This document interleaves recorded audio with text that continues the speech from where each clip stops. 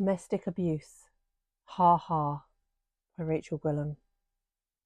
I'm sitting in the Calmac lounge, waiting on my ferry back to Tiree.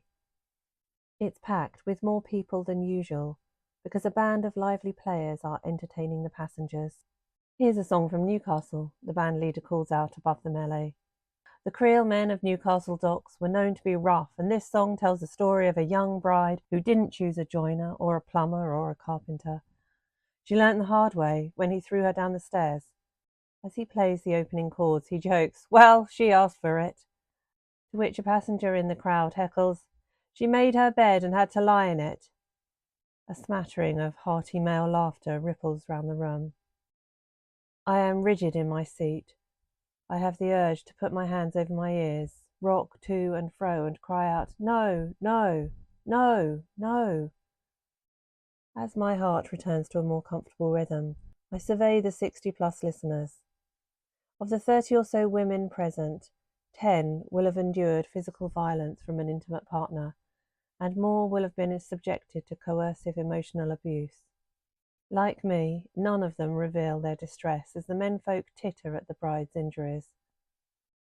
The girls in the room, some of whom might have witnessed their mothers being thrown down the stairs or harmed in other ways, will clock the laughter and their mothers' impassive faces, and know it's not safe to talk. It must be Mum's fault. This is no fringe concern of a few mouthy women. There is a call made to police every 30 seconds regarding an incident of domestic abuse.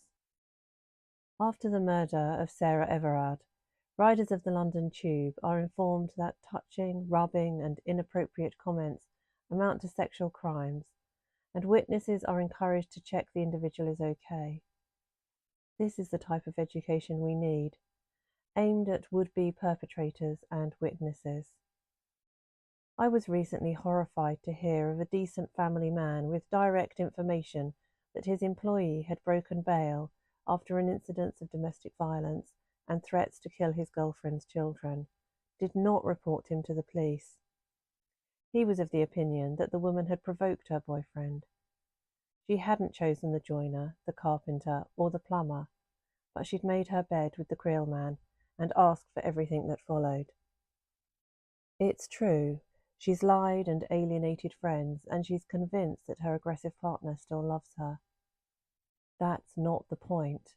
The bail conditions have been set in response to the behaviour of her boyfriend. She's afraid that one day she'll be found dead in a pool of blood. She still craves his love.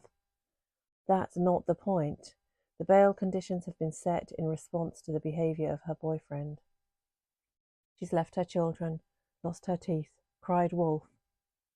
That's not the point. The bail conditions have been set in response to the behaviour of her boyfriend.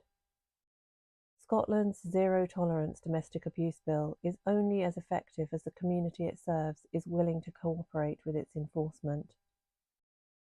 The employer who turned a blind eye won't consider himself complicit in domestic abuse. As far as he's concerned, he's lost a hard-working employee because a silly bitch came to live with him. He won't hear the message he's giving the womenfolk in his community who might be struggling behind closed doors with abusive partners that they're not safe. Or consider the education he's giving his sons, that women who are provocative are fair game for beating up. The children who've been menaced in this scenario are quietly forgotten. The man who's threatening them could be behind bars tonight, but for another man who has chosen to take the law into his own hands and found the bride guilty of making her own bed. Scotland's lawmakers are ahead of their time. Zero tolerance for domestic abuse on the statute books does not lead to the safety of women and children, however, if we don't all play our part. If this touches on your experience and you want to rediscover yourself after domestic abuse, use my calendar link to book a free session and find out how the grief recovery method can bring peace to your heart after enduring the loss of safety.